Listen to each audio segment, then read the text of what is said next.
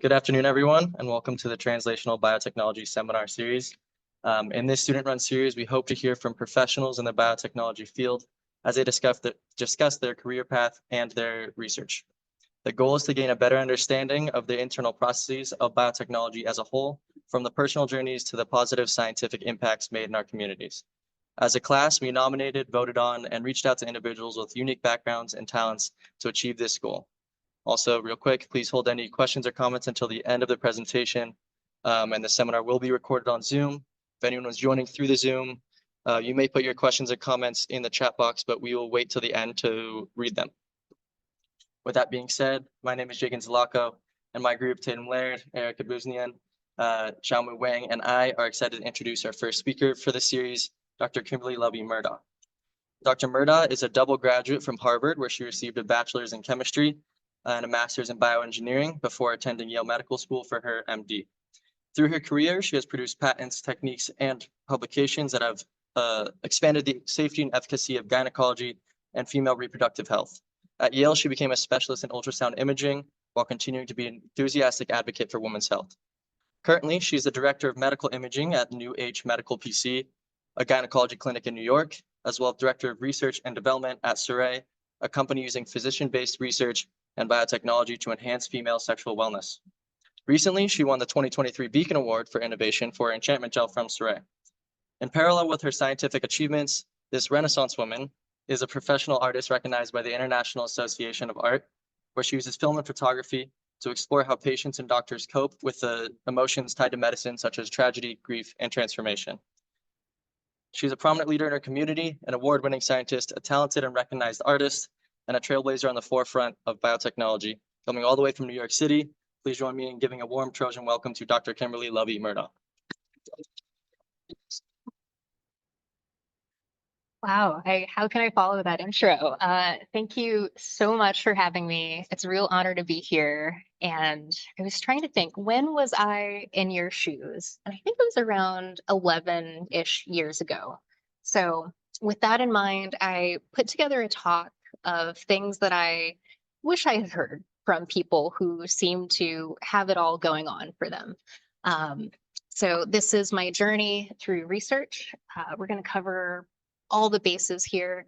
Afterwards, we'll have a Q&A where you can ask anything and everything. And so we'll just go through my different adventures through research.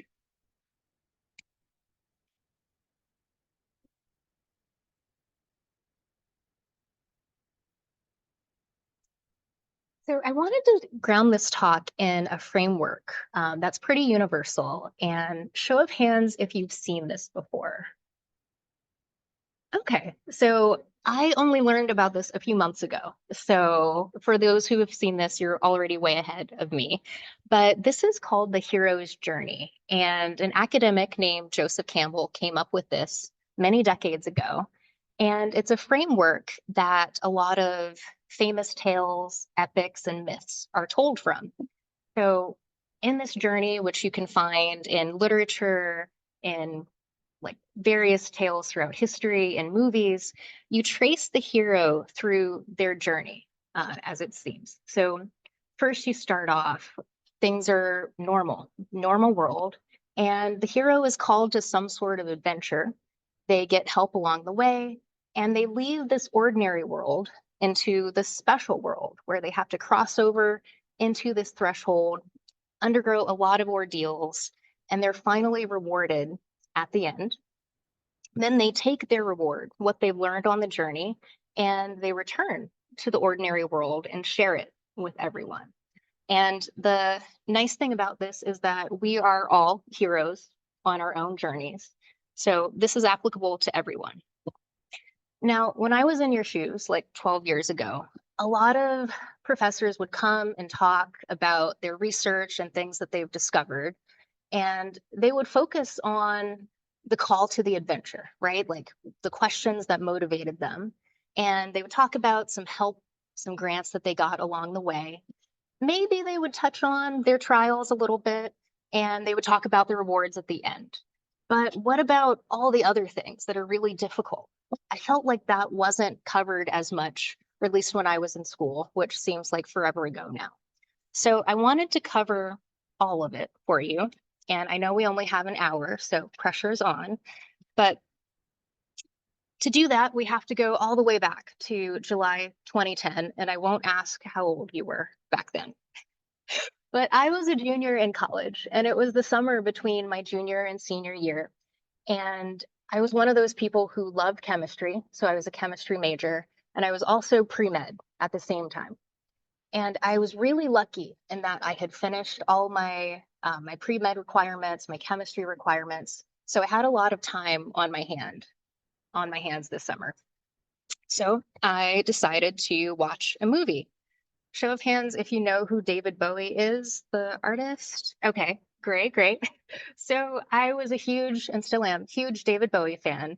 And so I watched this movie called The Man Who Fell to Earth, kind of a random selection. And in this movie, he plays an alien who is on his home planet, but his home planet's really struggling because they're running out of water. But they're really technologically advanced. So he comes to Earth armed with a ton of patents. And his goal is to develop a lot of technology, cameras, x-rays, tons of things on Earth, build a massive empire so that he can raise enough money to take water back to his home planet. And I saw this movie and I was so inspired. And I thought, I've had random invention ideas over the years, but I've never really thought of what it would be to be an engineer. And I kind of didn't think I had what it took to be an engineer. But I thought, what if I do? Maybe this is something I should think about. So by this time, it was the fall and I was a senior and kind of strolling by the Charles River. Of course, the weather in Cambridge is not nearly as nice as it is here. So I had to choose a few really nice days.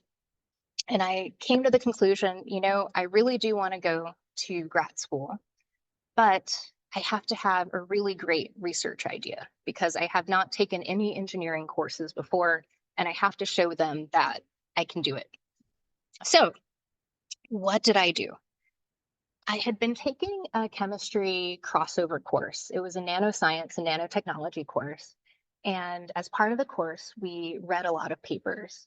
And one of these papers describes basically this technique to generate electricity from a nano generator.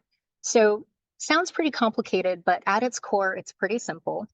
So the idea is that if you have piezoelectric crystals, and they're found in record needles and ultrasound and a lot of technologies.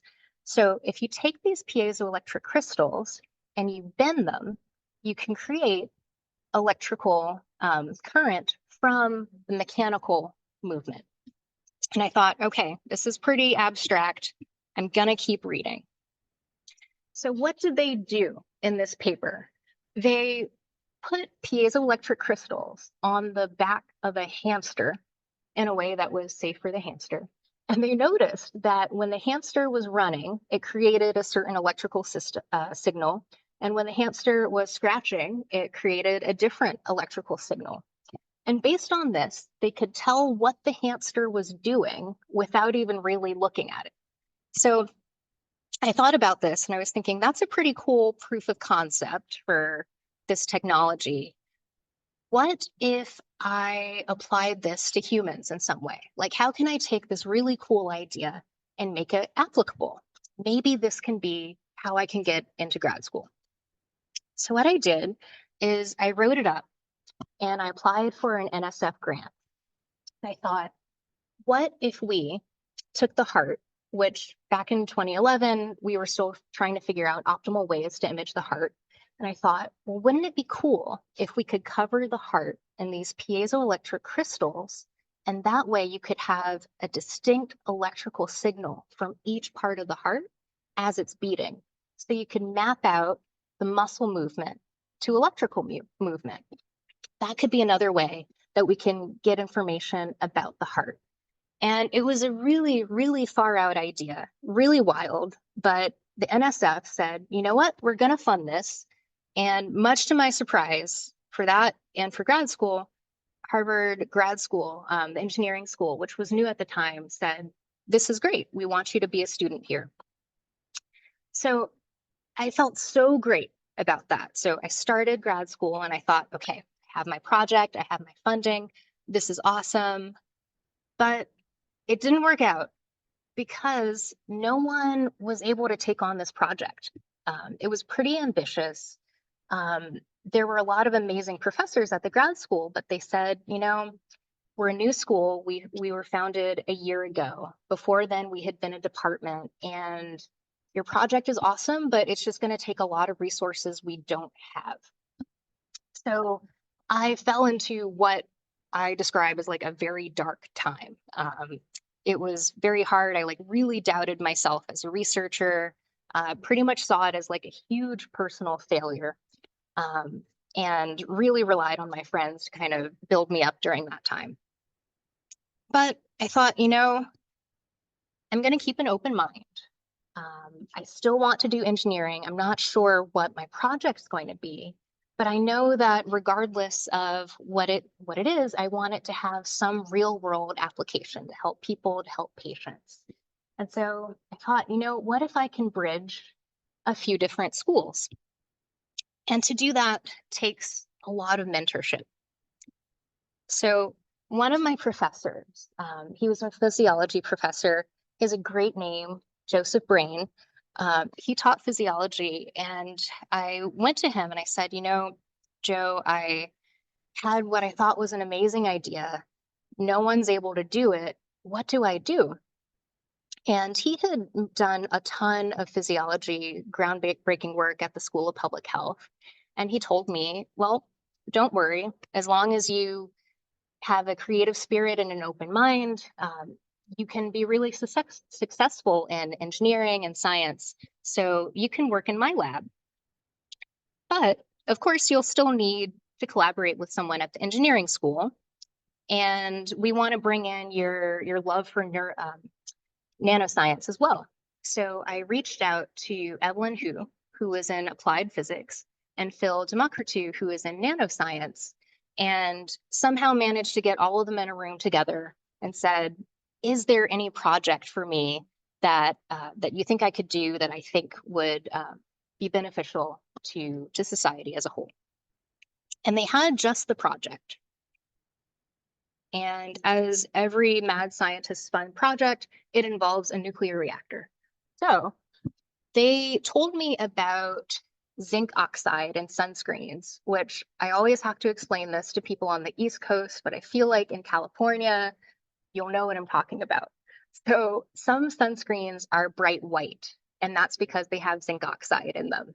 I'm seeing a lot of people nodding their heads, which doesn't often happen on the East Coast, so you understand what I'm talking about. So when they put these zinc oxide nanoparticles in sunscreen to make them bright white and to have the UV properties that they do, a lot of workers in these factories are exposed to these nanoparticles because you have these massive quantities of nanoparticles that are being mixed in with the sunscreen material, and sometimes those end up being inhaled. So the question was, can we make safer zinc oxide nanoparticles for applications such as these?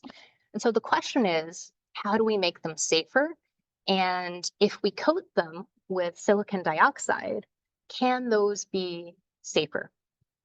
And after we coat them, can we track where they go in the body after you inhale them?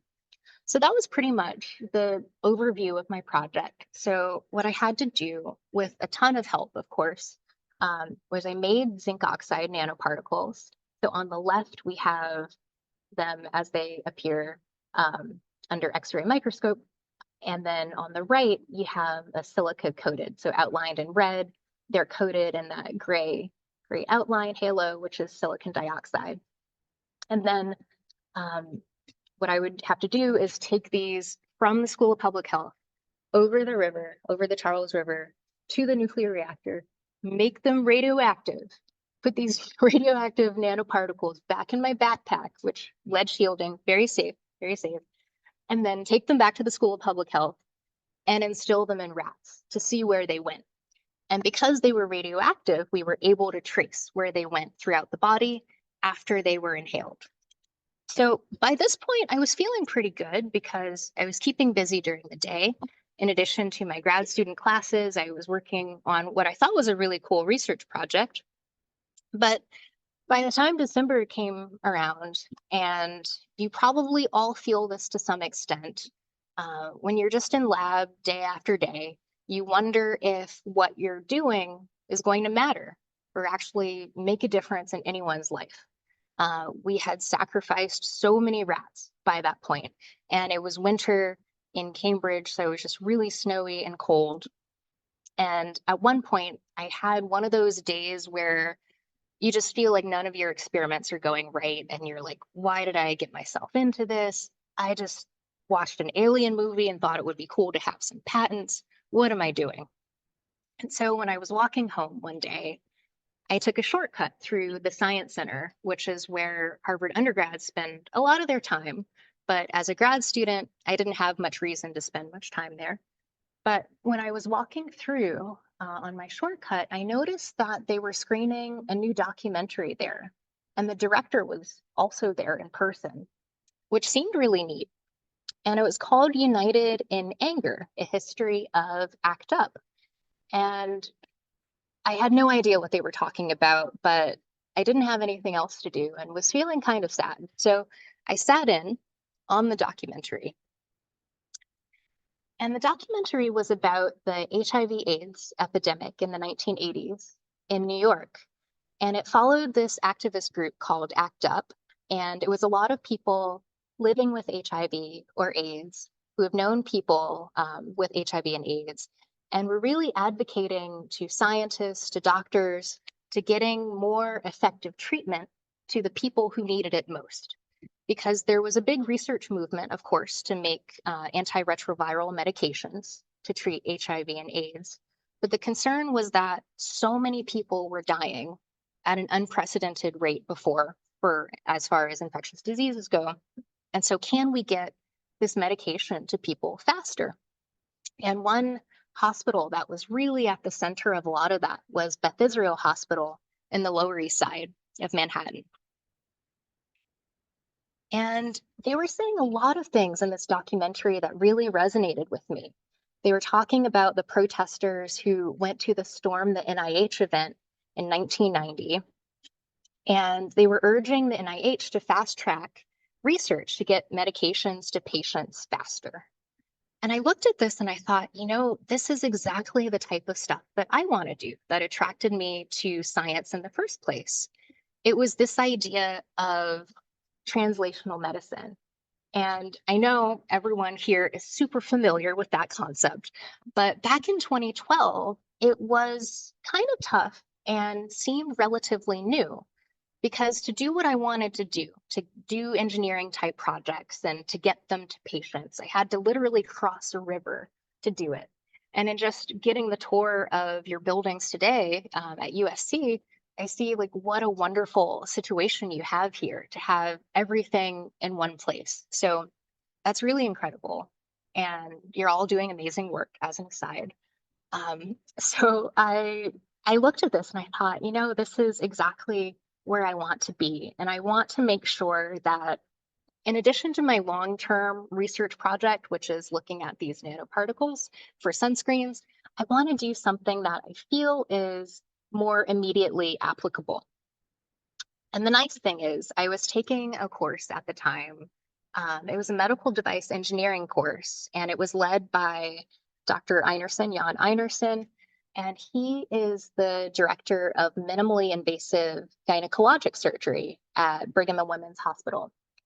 And so the way that this course was structured is that professors from Harvard Medical School who worked at the Harvard hospitals would cross the Charles River, come to the engineering school, and tell us about unmet needs in medicine, like solutions that had yet to be found. And it was a really, really great course. And what Dr. Einerson presented was power morcellation, which recurring theme I had never heard of. All of this was new to me. So it turns out that the standard of care up to that point, if you wanted to do a hysterectomy in a way that wasn't an open surgery. So in a lot of surgeries, you can make a large incision and just take whatever organ out that you need. But to have a more minimally invasive surgery, you can make a small incision and have a device that has a narrow tube, in this case, the morcellator. So it's a narrow tube and basically a rotating blade on a stick. And as I've already alluded to, I didn't know a whole lot about engineering, but I knew enough to know that that didn't seem like an awesome idea. That the standard of care for doing a hysterectomy, removing the uterus, was putting a rotating blade against it, chopping it up into a million pieces, and then picking up those million pieces that had been spread throughout the abdomen and retrieving them. And as you can imagine, when by the time Dr. Einerson presented this to us, it had many articles about it, many black box warnings by the FDA on this device. So there was a clear need for a better solution, for a new way. So I thought, okay, this seems like a really cool project to take on. We want to develop a safer laparoscopic morcellator and have to distill all of this down to one slide. But anytime you're tackling a big problem, just break it up into steps. So step one, spreading the uterus throughout the abdomen is bad. Let's contain it. So we used a surgical bag to contain it. Step two, you have to capture the uterus in some way to contain it. So we did that with a mesh. And step three, we can try to cut the uterus by, once we have it contained in this mesh, if we pull it through this narrow rod, we can mince it into pieces that are outlined by the holes in this mesh. So you might be thinking, where did the inspiration for this come from? As with me, inspiration from a lot of different areas. So I'm a vegetarian and I like going to farms, and I had stayed up late and seen many infomercials for vegetable dicers. So that's where the inspiration for this device came from, realizing that you could cut really hard materials, very dense materials, through some sort of mesh grating, which was better than a rotating blade on a stick. So with that in mind, off to work. So I had a great team of really talented students to work with. We built different meshes, different prototypes. You can tell the fashions because that was what was cool. It was Uggs at the time. Don't know if people wear those anymore, but what I was trying to do on the right was trying to pull a potato through a knotted nylon mesh that we had made. And it turns out that I was far too weak to do that. We actually needed a machine that could generate thousands of pounds of force to do it, but this was a proof of concept. And what ended up from all of this was a prototype that we could use. So by the end of the course, our team had worked really hard and we ended up with this prototype. Not the fanciest rendering here, but basic proof of concept. And that Dr. Einerson on the right, testing this on a pig at Harvard Med School. And from there, we went to the Office of Technology Development at Harvard. And a lot of universities have an equivalent. It's pretty much an office where they want to get student-made devices and technologies to the bedside. So the Harvard OTD looked at all of our notes and our prototypes and said, you know what, I think we have something patentable here. So they got their lawyers together. They reviewed all of the prior art that had been done, which is just a fancy way of saying they did a lot of Google searches and other searches to see if anyone had made something like this before. And if not, what were novel things about our device that we could claim for a patent? So they did all of these wonderful drawings, and we were lucky that they filed and we were granted a provisional patent. And we'll circle back to this a little later. But I was feeling really good at this point. You know, my question is, is the patent going to go anywhere? Because it was just a provisional patent, and I had finished my graduate research projects at this point, and I had been accepted to med school. So it's kind of a cliffhanger. It didn't feel really great, but it felt okay at that time. I thought there's a way that I can move forward from here. So graduated in 2013 and then went off to the Yale School of Medicine. Now, in this journey, something really special happened, because throughout life, even if you have really great plans, as we've seen, those can fall by the wayside. So you need to have some luck sometimes. So at this time, when I was a first-year med student, Yale had developed this ultrasound program where they were going to choose pretty much at random a third of the med school class and enroll them in this ultrasound course. And I was lucky enough to be chosen for this course. And I thought, that's pretty cool. Ultrasound uses piezoelectric crystals. I liked them from the hamster technology. This seems really neat, and it seems clinically applicable. It's really nice to be able to see through structures. What can we do with this? So I enrolled in this course, and we were scanning lots of things. First, we started with tofu, just as a proof of concept, and then we eventually made our way up to patients. And I loved ultrasound so much. And I thought back to grad school about how when you start a new project, it's really great to have a mentor who you trust. So I was looking around for a mentor who could advise me about ultrasound research. And I met Dr. Harvey Kleiman around that time. And he's in the reproductive and placental research unit. So he's such a talented researcher, an MD, a PhD, has studied pathology, OBGYN, and he told me about this unmet need in medicine, which is as follows. So we know that the placenta, and I say we know that, disclaimer, I didn't know that when I was a first-year med student, so I'll share it with you now, but it's known that the placenta is the source of nutrients, oxygen, and gas exchange for the fetus.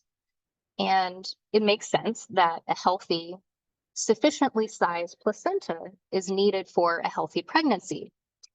But as is still the case, the standard of care is to only look at and measure the fetus, but not the placenta. So you can run into a situation where the placenta is far too small to support the pregnancy, and it's thought that that's how some stillbirths occur. So Harvey had created this app, and this is just a phenomenal story, but his father was a mathematician who had developed technologies that have gone on, I think, different spacecrafts, like, and have left our galaxy.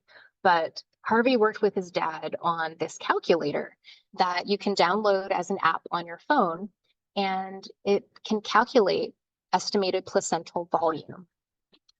And the way it does it is you can measure the placental height, thickness, and width. So it's shaped like this, like a crescent. And so on the left, we have the schematic of what it looks like in the app. And on the right, we have it on ultrasound. So ultrasound, as I tell everyone, takes a while to get used to, but after you've seen so many of them, you have a good sense of what you're looking at.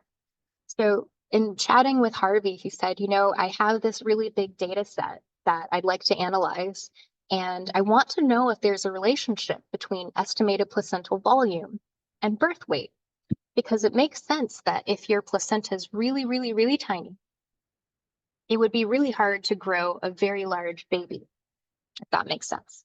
But he needed someone to analyze the data to prove it. So that's what we did. So we took this data set, a couple of data sets from Yale and also Cornell. And what we found is that as gestational age increases, so as the fetus gets larger or gets older before it's born, the estimated placental volume increases, which makes sense. As the baby grows, its placenta grows. So from this, we thought, EPV might be a useful clinical screening tool to identify placentas that are too small to support the fetus, because as it happens now, sometimes when there's a stillbirth, there are a lot of questions of why did this happen? And perhaps one of the reasons why it happens is that the placenta is too small. The problem is we're not really looking at it to know if that's the case. Like, that's not the standard of care yet. So we published this paper and hoped that it would one day become the standard of care. So that was another moment where I thought, okay, well, that's really great. I did this research, but is it going to affect anyone? Is anyone going to use this? I finished this project, but now it's time to choose a residency program. And around that time, I was super interested in photography. And leading back to the ACT UP movement in New York, I was learning a lot about photographers in New York who were very active at that time. A lot of photographers who challenged the status quo with gender identity, Robert Mapplethorpe being one of them, who was a very famous gay photographer. And my love for ultrasound and photography led me to radiology, and my love for patients and direct patient care led me to internal medicine. And remember that hospital that I was telling you about that was so central to the ACT UP movement? Well, I was very lucky to match there. So after Yale graduation, I matched at Beth Israel Hospital. So I was very happy to be able to move to New York City. Now, how many of you watch Grey's Anatomy or have seen it? I had only watched like a handful of episodes by this point, but they make it seem like there's so much time to do like fun stuff outside of the hospital and like meet people and date people. Well, there's some truth to that, because my intern year of being a doctor, so first year out of med school, moving to New York, living in New York, there was a lot of time to go to the Met.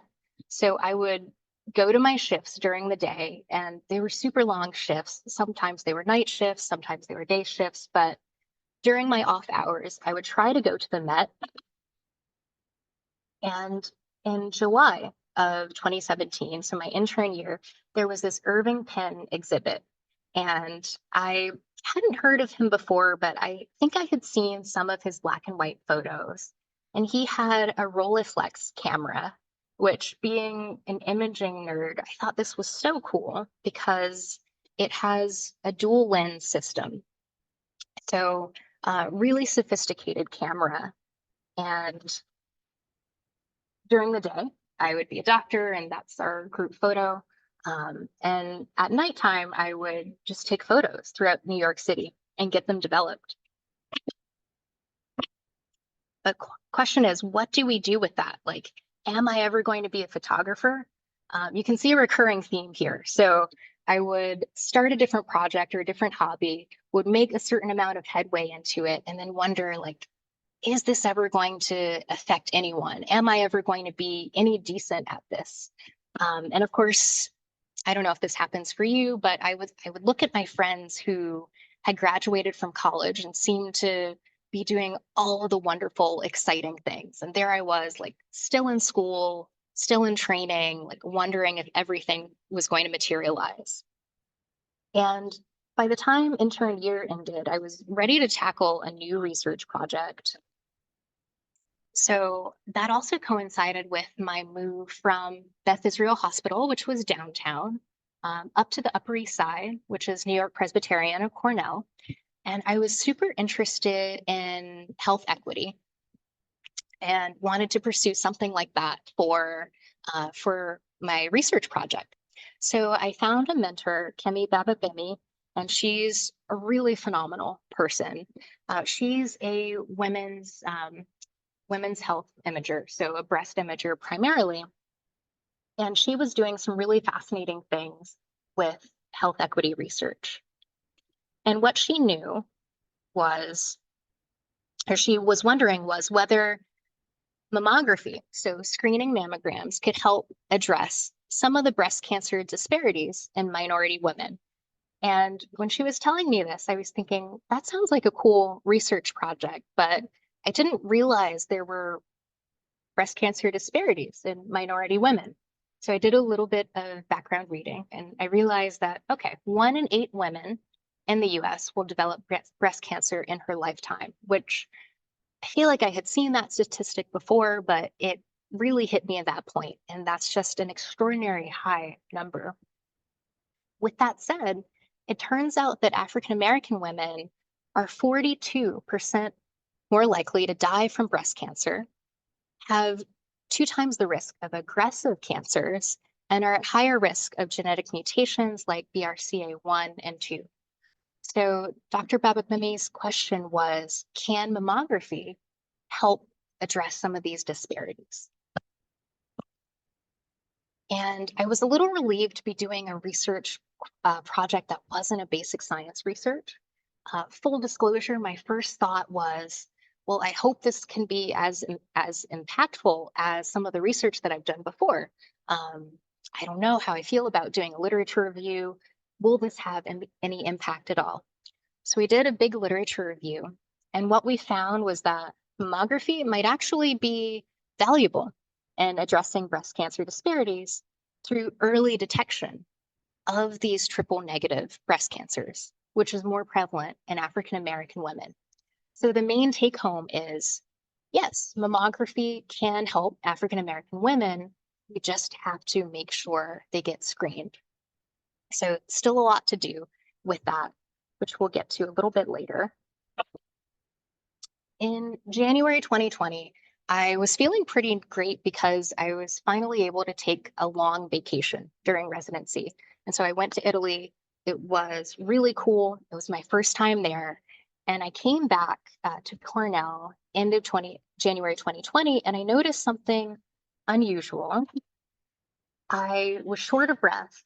I had lost my ability to smell, and I had some blood clots in my legs, which was very strange because vegetarian, super healthy, did ballet, running, yoga, all of it. It was very unusual, and I hadn't really been a patient before during my adult life. So here I am at Cornell in my own hospital on the ER stretcher, trying to read and distract myself, but I knew something was really wrong. And today we know that I was one of the early people to have COVID. The thought is I had one of the original variants of COVID in Italy that time, came back to New York. So the next project, which I think was the hardest ever, was how to survive a pandemic. Because by this point, I was a senior resident, taking a lot of call, had a lot of junior residents to teach, and a lot of new work challenges because intermittently sick myself. We didn't have masks at our hospital because the nation just had such a short supply. So I got to wear a bandana to the hospital. It felt very edgy, felt very cool, but wish I had had a mask. And every day would go to work, try my best, and come home. But I got to a point where my complications from COVID just got pretty bad. And there were different periods where I just had to stay home sick from work. I had a lot of complications and bleeding, trying to stay alive.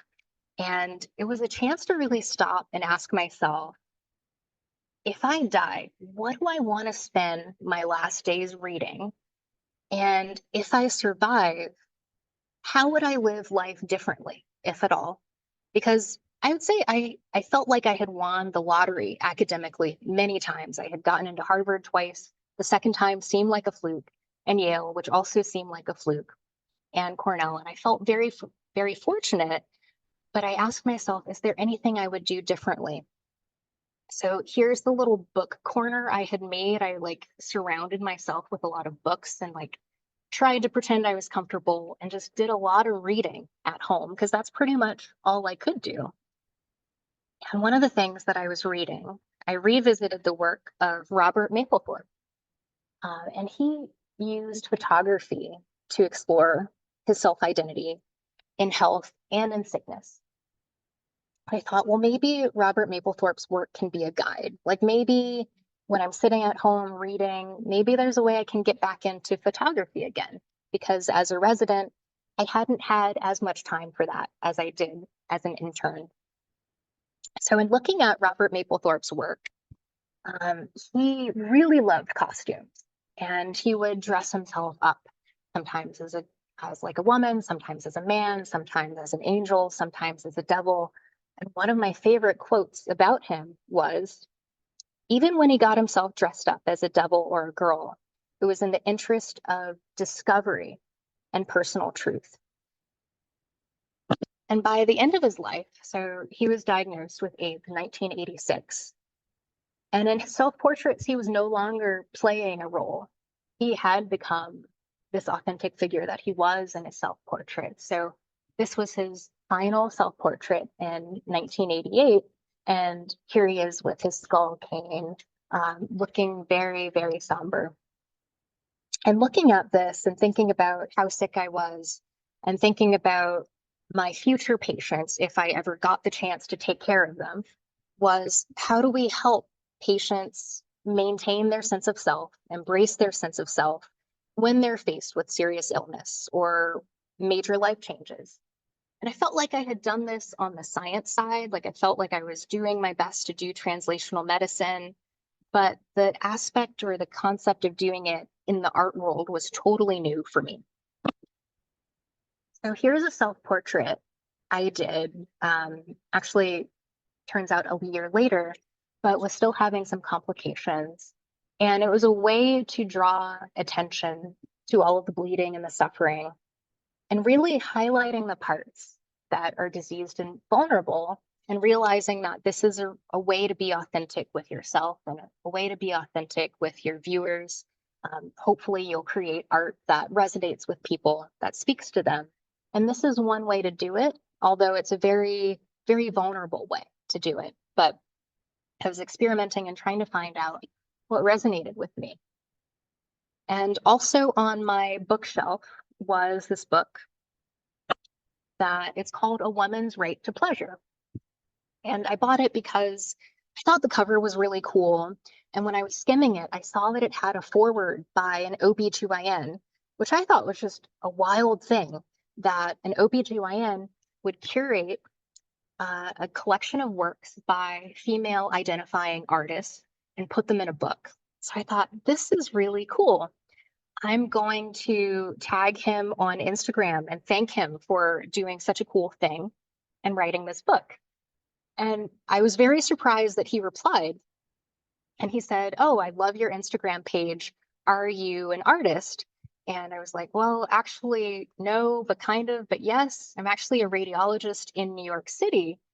And he said, "Well, you know what? That's just my luck, because I have been trying to get this project off of the ground. I want to develop a clitoral ultrasound protocol to be used in the clinic. And I've been looking for a radiologist that can help me do this." And I thought, well, okay, that's random and specific, but really cool.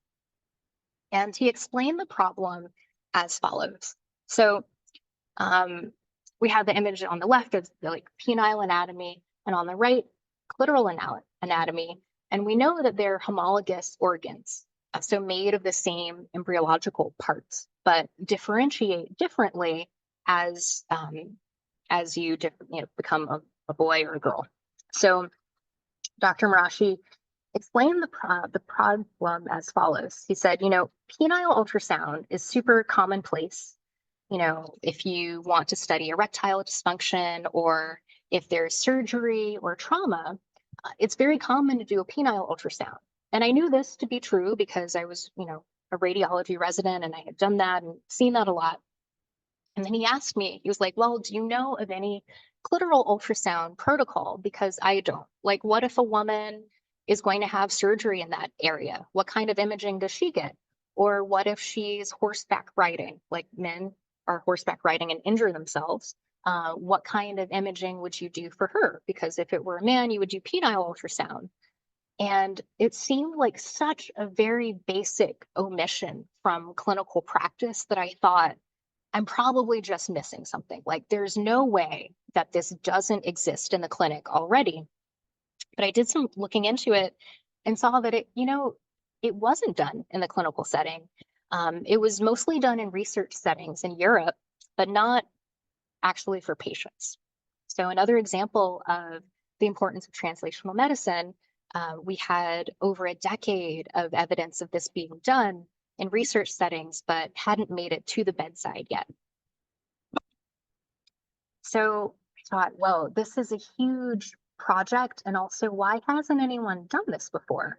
So as always, just break it into steps and it becomes more manageable. So the first step, and I'm almost embarrassed to say, but the first step was to learn about the anatomy of the vulva, which, and you know which years I went to med school. It was 2013 to 2017, so not that long ago. But at that time, we didn't really study this anatomy in great detail. We kind of did, our, I don't know how many lectures we had on it, but it wasn't a ton. And as a woman, I thought, I should really know this anatomy just for my own self. We just need to have more education around this. So step one was just orienting myself about the anatomy of the vulva, which is this entire area. And then the anatomy of the clitoris, which you can see how this maps onto the vulva. So in light pink, you have the vestibular bulbs, and they surround the vaginal opening, which is in gray. And then you have the smaller opening, which is the urethra. And then you have the glands. So the glands, which is what's being pointed to at the top in red, is the part that's external. So that's the part that you can see. And a lot of people think that that's the entirety of the organ, but it turns out most of the organ extends so far beneath the surface. So like anything that extends far beneath the surface, you can image it with ultrasound. So that's what we did. So between these dates, we developed a clitoral ultrasound protocol and tried to look at the anatomy of the vessels, just the basic anatomy, and tried to bring this to the operating room. So when Dr. Marashi does surgeries, one thing that we'll do, or he'll do by himself sometimes, is look at, use clitoral ultrasound to map the area before surgery. And again, this is something that's so standard to do before surgeries. So what's a protocol? It's just a standard set of images that you get. So similar to when you're taking a passport photo, you have to make sure your head is within the certain frame, make sure your eyes are on this level, etc. That way, you have a good picture of the person. A protocol in radiology is just a set of images to show that you have all the images you need. So you can orient the transducer this way and measure the different structures. So when you're developing new things, it's kind of strange because you get to name things. So this length of the clitoris can be thought of as the clitoral erectile length, which does not seem like rocket science, but we were able to define it. And just mapping out the different anatomy, which of course was known in terms of ultrasound, but just not brought to the clinic before. And looking at blood flow through the arteries. And you can quantify the blood flow using different waveforms. And if you orient the transducer in a different plane, you can get a different set of images. So I thought, whoa, this is really cool. We validated this technique and showed that it can be used in clinic. How do we share it? Because the most important part of research is disseminating it. So we defined it for the medical community. So Radiopedia, which I realize this is totally radiology bias, but that black on black doesn't show up well, but I can see it. But Radiopedia is like Wikipedia, but for radiologists, and basically has every imaging study in there. So we defined it for the medical community. We're like, this is it. This is what clitoral ultrasound is. It's a method for imaging clitoral pathology, can evaluate female sexual dysfunction, which is the analog of erectile dysfunction. You could do it before and after surgery. You can look at blood flow. And we realized, wait a second, we have this imaging technique. We can just learn so much more about sexual medicine with this. If we can tell the blood flow to the clitoris, which ordinarily you can't really see because sometimes it's hard to evaluate clitoral blood flow without an ultrasound. We can actually publish this. And so when Dr. Murdaugh presented this to me, I was thinking, that seems really wild, but we actually can. So by using different sexual tools, most people call them sex toys, but in the science community, we call them tools. You can actually look at stimulation to the different parts of the organ in a way that hadn't been done before. So by using different tools like wand or air pulse or suction, you can quantify and get a qualitative assessment of blood flow to the clitoris. So that was something we published in a medical journal. And we realized that there was a way to potentially help patients, women with sexual dysfunction, women undergoing menopause, women with just different arousal issues. And so Dr. Murdaugh had developed this startup at the time, or he was building it up. And he was like, I want to offer pleasure tools in my clinic because this is something that, as an OBGYN, patients will come to me for. And they'll ask if there's any recommendation that they have, if there are issues with arousal. And I thought, well, we can put an engineer spin on it. Something that, again, hadn't really been done before, but like treating it with the same care that you would treat any medical condition or issue. There's a tool like for every use. So like, for example, hammers, screwdrivers, etc., depending on the task at hand. And so we can develop a series of tools based on the pleasure spectrum, which we also made up for this purpose. And we realized that once we have this information, we can also take a look at how blood flow is affected by different lubricants, by different arousal gels, things that hadn't been done before. And I took a step back as a woman and I thought, you know what? This is really interesting because I thought that anything that would be made or manufactured to put in such a sensitive area would have been thoroughly researched, pH optimized, etc. It turns out that just wasn't the case.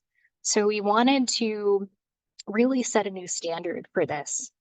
And we thought, well, we want to make an arousal gel that increases clitoral blood flow using arginine and citrulline, which are two amino acids that are demonstrated to be vasodilators.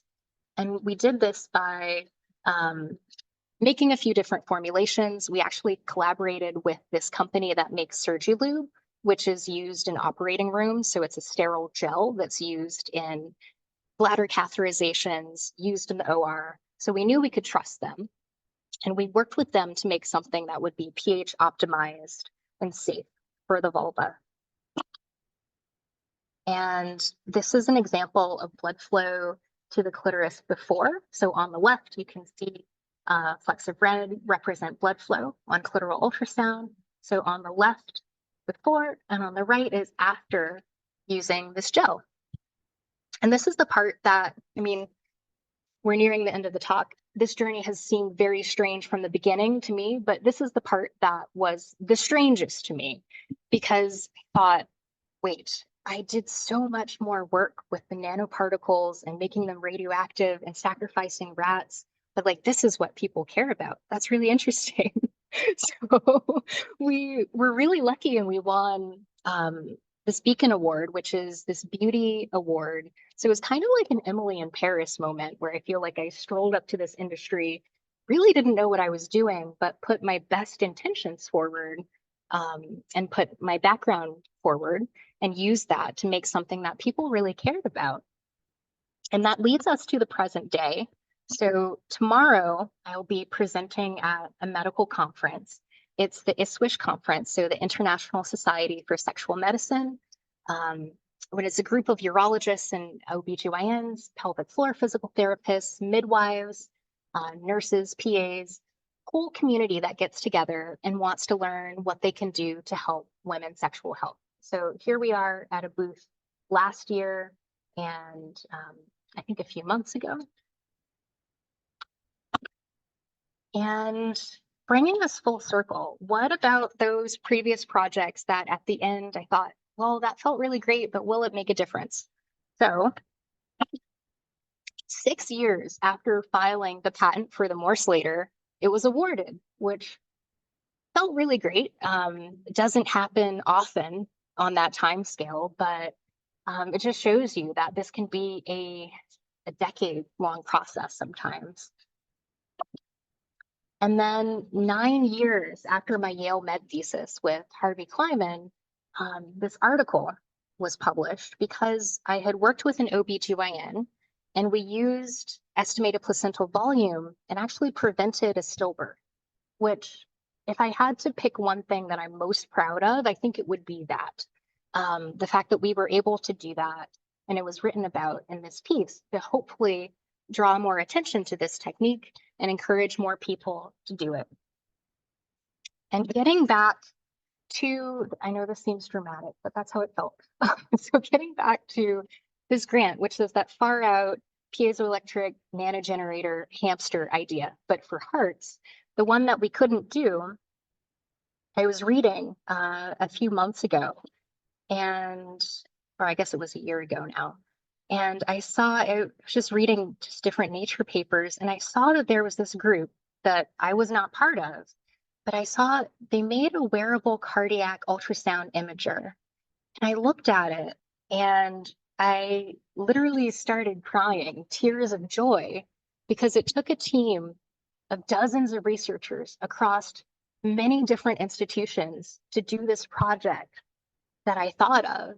And I had given myself such a hard time back then. And I was so depressed because I couldn't do it on my own. And I really doubted myself. But no wonder I couldn't do it on my own. This was a massive undertaking.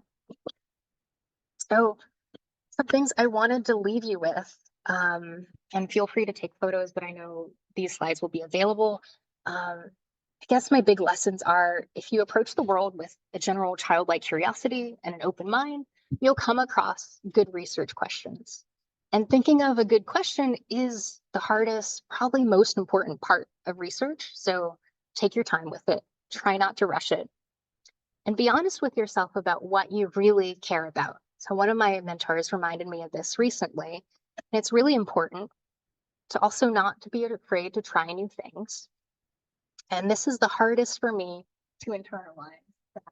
Doors can open when there were none before. That's something that seems strange, but I found that when I followed my different passions and things that resonated with me, different opportunities arose, especially if you seek mentors and things get better. Just hold on, because I think I'm 11 or 12 years older than you guys. I'm 34. So when I was in your shoes, I thought, man, nothing seems to be going right. And I'm in lab all day. I don't know how I'm going to do it, but things do get better. Just hang on. And yeah, the hero's journey can be a really helpful framework because throughout this talk, we've actually gone through this cycle a few different times. You know, you start in the ordinary world, you end up in the special, strange world. You go through a ton of ordeals, but you end up rewarded in the end. And one final note. So a day after you all asked me to talk here, I thought, whoa, I'm going to be going to USC. This is such an honor. I really want to tell my mentor, Joe. But Joe had passed away a couple of days before. So this talk is for him. And one final message is tell your mentors how much you care about them. And we were really lucky in that we had made this huge tribute for Joe about a year and a half ago, where almost every person that he had ever mentored and taught got on a Zoom and just reviewed all of the wonderful things that he had done. And so, and things that we had worked on together. And so I hope he knows or knew how much we cared about him. And yeah, keep up with them. These are my random texts to my mentors. You know, they're good friends of mine now. I send them family photos. They're all very dear to me. And that is it. That's a whirlwind in an hour, but thank you so much for having me here.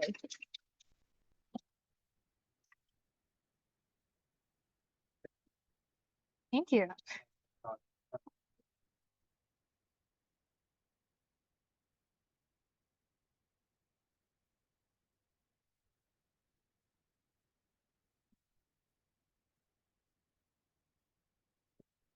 And then if anyone has any questions to start us off, go ahead